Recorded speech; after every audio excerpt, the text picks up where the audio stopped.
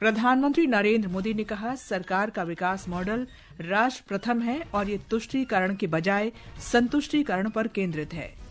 राज्यसभा में धन्यवाद प्रस्ताव पर चर्चा का जवाब देते हुए प्रधानमंत्री ने कहा, सरकार ने विकास को बढ़ावा देने के लिए कौशल विकास, वित्तीय समावेशन और औद्योगिकरण को प्राथमिकता दी है। विदेश मंत्री डॉक्टर एस जयशंकर ने अमेरिका से वापस भेजे जा रहे भारतीयों के मुद्दे पर संसद में कहा, सभी देशों का ये दायित्व है कि वे विदेशों में अवैध रूप से रह रहे अपने नागरिकों को वापस लें। रक्षा मंत्री राजनाथ सिंह और अमेरिकी रक्षा मंत्री पीट हेग्सेथ ने रक्षा सहयोग की समीक्षा की। भारत और अमेरिका बढ़ते रक्षा नवाचार सहयोग का समर्थन करने पर सहमत। और नागपुर में भारत ने इंग्लैंड को पहले एक दिवसीय अंतर्राष्ट्रीय क्रिकेट मैच में 4 विकेट से हराया।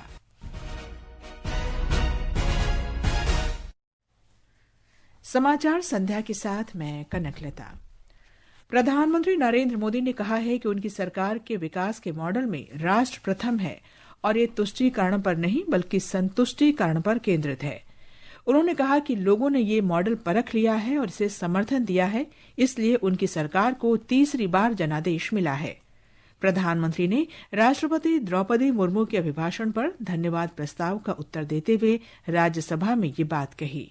मॉडल को अगर मुझे एक शब्द में कहना है तो मैं ये कहूंगा, नेशन फर्स्ट। इसी एक उम्दा भावना और समर्पित भाव से हमने लगातार अपनी नीतियों में, अपने कार्यक्रमों में, हमारे वाणी में, वर्तन में इसी एक बात को मानदंड मान करके देश की सेवा करने का प्रयास किया है।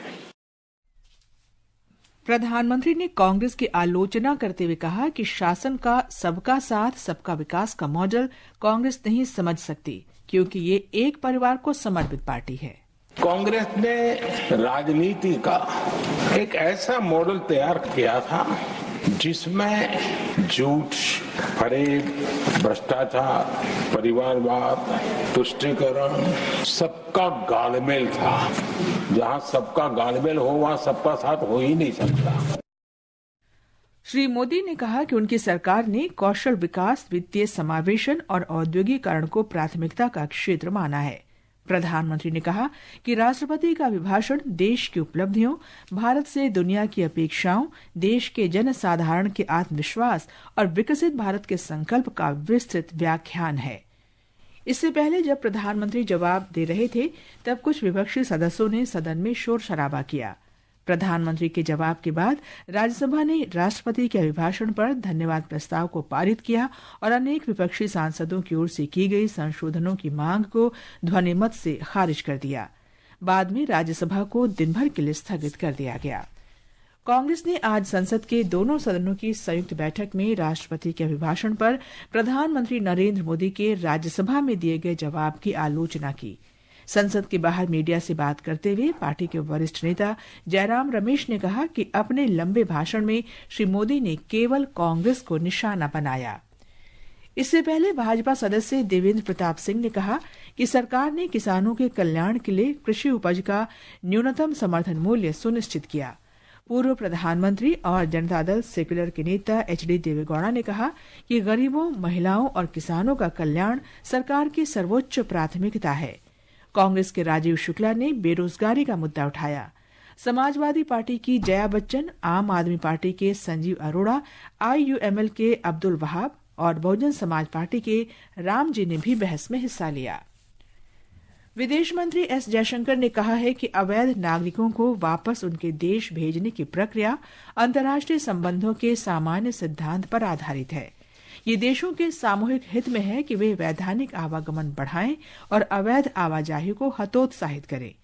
अमेरिका से भारतीय नागरिकों को वापस भेजने के बारे में आज राज्यसभा में उन्होंने कहा कि ये देशों की जिम्मेदारी है कि वे अपने उन नागरिकों को वापस लें जो अवैध रूप से विदेशों में रह रहे हैं। विदेश मंत्री ने बताया कि अवैध नागरिकों को वापस भेजने की प्रक्रिया कोई नई बात नहीं है और ये प्रक्रिया निरंतर चलती है। उन्होंने बताया कि भारत सरकार अमेरिकी अधिकारियों के साथ मिलकर सुनिश्चित कर रही है कि वापस भेजे जा रहे भारतीयों के साथ कोई दुर्व्यवहार न हो। उन्होंने अवैध रूप से बाहर भेजने वाले उद्योगों पर शिकंजा कसने और देशों के बीच अवैध आवागमन को रोकने की जरूरत पर जोर दिया। It is in our collective interest to encourage legal mobility and discourage illegal movement. It is the obligation of all countries to take back their nationals if they are found to be living illegally abroad. This is naturally subject to an unambiguous verification of their nationality. इससे पहले दिन में इस मुद्दे पर संसद के दोनों सदनों में हंगामा हुआ और विपक्ष ने बहस की मांग की। लोकसभा में भी विदेश मंत्री की ओर से ऐसा ही बयान दिया गया। विपक्षी सदस्यों के शोर शराबे के बीच लोकसभा अध्यक्ष ने सदन की कार्यवाही दिन भर के लिए स्थगित कर दी। ये समाचार आकाशवाणी से प्रसारित किए जा रहे हैं। ताज़ा समाचार जानने के लिए आप हमारे social media handle X@AIR News Hindi को फॉलो कर सकते हैं। रक्षा मंत्री राजनाथ सिंह और अमेरिका के रक्षा मंत्री पीट हेगसेथ ने आज भूमि, वायु, समुद्र और अंतरिक्ष समेत विभिन्न क्षेत्रों में दोनों देशों के बीच रक्षा सहयोग की समीक्षा की। दोनों नेताओं के बीच टेलीफोन पर हुई बातचीत में श्री राजनाथ सिंह ने श्री हेगसेथ को अमेरिका का रक्षा मंत्री नियुक्त होने पर बधाई दी। दोनों मंत्रियों ने प्रौद्योगिकी सहयोग, रक्षा, औद्योगिक आपूर्ति श्रृंखला और सूचना के आदान प्रदान तथा संयुक्त सैन्य अभ्यास जैसे विषयों पर मिलकर काम करने का निर्णय लिया। दोनों मंत्री भारत और अमेरिका की सरकारों के बीच रक्षा क्षेत्र में नवाचार और सहयोग बढ़ाने पर भी सहमत हुए। दोनों देशों के बीच स्टार्टअप, व्यापार और शिक्षण संस्थानों के बीच सहयोग पर भी सहमति हुई। विदेश मंत्री डॉक्टर एस जयशंकर और ग्रीस के विदेश मंत्री जॉर्ज जेरापेट्रिटस ने आज नई दिल्ली में द्विपक्षीय बैठक की। दोनों नेताओं ने आपसी संबंधों के विभिन्न पहलुओं पर अपने विचार साझा किए। बैठक के दौरान डॉक्टर जयशंकर ने भारत ग्रीस साझेदारी के महत्व का उल्लेख करते हुए कहा कि भारत व्यापार, निवेश और प्रौद्योगिकी के क्षेत्रों में सहयोग चाहता है। ग्रीस के विदेश मंत्री जॉर्ज जेरापेट्रिटस ने कहा कि ग्रीस पर्यटन, संस्कृति और व्यापार समेत सभी क्षेत्रों में भारत के साथ आपसी संबंध मजबूत करना चाहता है। श्रम और रोजगार मंत्री डॉक्टर मनसुख मांडविया ने आज घोषणा की है कि कर्मचारी भविष्य निधि संगठन EPFO ने वित्त वर्ष 2024-25 में 5 करोड़ से अधिक दावों का निपटारा कर एक कीर्तिमान स्थापित किया है। पिछले वर्ष संगठन ने 4 करोड़ 45 लाख दावों का निपटारा किया था। डॉक्टर मांडविया ने कहा कि दावों के समाधान की प्रक्रिया को सरल बनाकर और शिकायतों की संख्या कम करके कर्मचारी भविष्य निधि संगठन ने ये सफलता प्राप्त की है। पिछले 1 साल में 5 करोड़ से अधिक क्लेम्स सेटल करके EPFO ने एक नया इतिहास रचा है। EPFO के सभी ऑफिशियल्स, कर्मचारी, उसको मैं अभिनंदन करता हूँ। और EPFO प्लेटफॉर्म को रिफॉर्म करने के लिए जनता की ओर से हमें कई सुझाव मिला था। ये सब सुझाव देने वाले सभी लाभार्थियों को भी मैं अभिनंदन करता हूँ। केंद्रीय शिक्षा मंत्री धर्मेंद्र प्रधान ने आज विपक्ष के नेता राहुल गांधी सहित कुछ राजनीतिक नेताओं की आलोचना करते हुए कहा है कि वे अपने राजनीतिक हित को सिद्ध करने के लिए प्रगतिशील शिक्षा सुधारों के बारे में मनगढ़ंत बयान दे रहे हैं। उन्होंने कहा कि इन नेताओं के बयान और टिप्पणियां दुर्भाग्यपूर्ण और चिंता का कारण है। उन्होंने कहा कि विश्वविद्यालय अनुदान आयोग के नियमों के मसौदे का उद्देश्य संभावनाओं का विस्तार करना है, न कि उन्हें सीमित करना। श्री प्रधान का कहना था कि केवल राजनीतिक लाभ के लिए इसका विरोध करना ठीक नहीं है। उन्होंने श्री गांधी से ये भी कहा कि वे UGC के नियमों के मसौदे को पढ़ने के बाद ही टिप्पणी करें। गृह और सहकारिता मंत्री अमित शाह ने आज छत्तीसगढ़ के डोंगरगढ़ में आचार्य विद्यासागर जी महाराज के प्रथम समाधि स्मृति महोत्सव और श्री 1008 सिद्ध चक्र विधान विश्व शांति महायज्ञ में भाग लिया। गृहमंत्री ने सत्य और अहिंसा के मूल्यों को बनाए रखने तथा समाज को एकजुट करने के लिए आचार्य विद्यासागर जी महाराज की प्रशंसा की।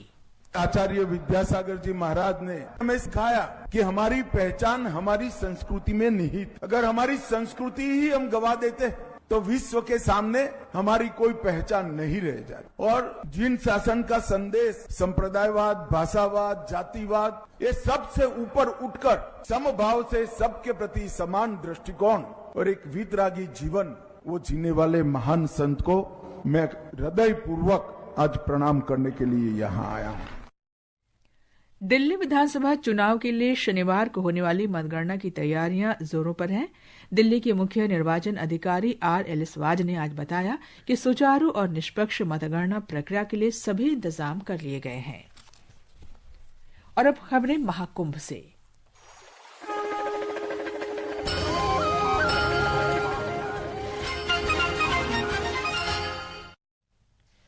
प्रयागराज के महाकुंभ में आज जनजातीय सांस्कृतिक समागम के अंतर्गत जनजातीय युवा कुंभ का आयोजन किया गया।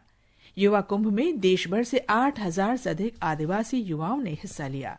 इस अवसर पर केंद्रीय जनजातीय मामलों के राज्य मंत्री दुर्गादास उइके ने युवाओं से सामाजिक समरसता की दिशा में काम करने और देश को आत्मनिर्भर बनाने का आग्रह किया। हमारे संवाददाता ने बताया है कि कार्यक्रम के दौरान विभिन्न राज्यों के 25 युवाओं को सम्मानित किया गया, जिन्होंने आदिवासी समुदाय के लिए बेहतर काम किया है।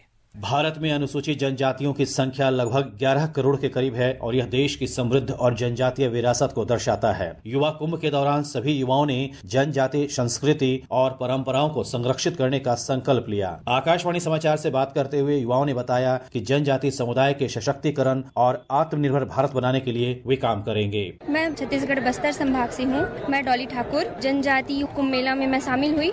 हम भी अपने देश को आगे बढ़ाने में आगे रहेंगे और अपने जंगल जमीन को बचाने के लिए हम भी कोशिश कर रहे हैं और हमें नए भारत बनाने के लिए युवाओं का बहुत बड़ा योगदान रहेगा। मैं फिरोज खुशहाल उइके नागपुर महानगर महाराष्ट्र से हूँ। इस महाकुंभ में हम सभी ने एक दृढ़ संकल्प लिया। इस राष्ट्र का सर्वांगीण उन्नति के लिए हम जनजाति बंधु अपने क्षेत्र में कार्य करेंगे। इस भाव से लेकर सभी हम बंधु यहाँ से जा रहे हैं। अखिल भारतीय वनवासी कल्याण आश्रम के राष्ट्रीय अध्यक्ष सत्येंद्र सिंह ने बताया, शोभा यात्रा के रूप में बाजे गाजे के साथ, वेशभूषा के साथ सब लोग संगम की ओर जाएंगे और वहाँ समाप्त होने के बाद सब संगम में डुबकी लगाएंगे। फिर 2-3 दिन लगातार शाम में 4 मंचों पर ये सांस्कृतिक कार्यक्रम होगा। इसके अलावा देश भर के 120 सांस्कृतिक नृत्य दल कल से अपनी पारंपरिक कलाओं का प्रदर्शन करेंगे। दीपेंद्र कुमार, आकाशवाणी समाचार, प्रयागराज। हरियाणा के मुख्यमंत्री नायब सिंह सैनी ने आज प्रयागराज के महाकुंभ में त्रिवेणी संगम पर पवित्र स्नान किया। मुख्यमंत्री ने कहा कि भारतीय संस्कृति में कुंभ का विशेष महत्व है।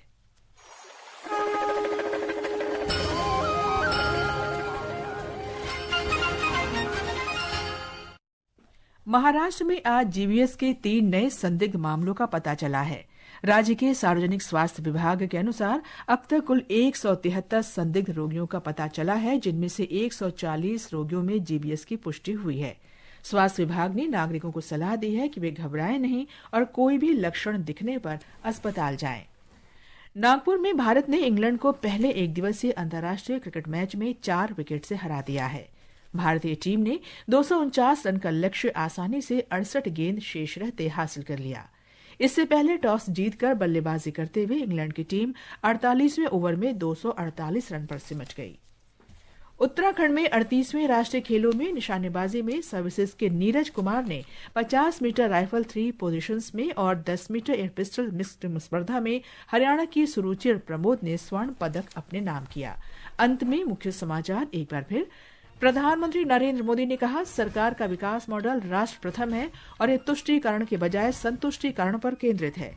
राज्यसभा में धन्यवाद प्रस्ताव पर चर्चा का जवाब देते हुए प्रधानमंत्री ने कहा कि सरकार विकास को बढ़ावा देने के लिए कौशल विकास, वित्तीय समावेशन और औद्योगिकरण को प्राथमिकता दे रही है। विदेश मंत्री डॉक्टर एस जयशंकर ने कहा, सभी देशों का ये दायित्व है कि वे विदेशों में अवैध रूप से रह रहे अपने नागरिकों को वापस लें।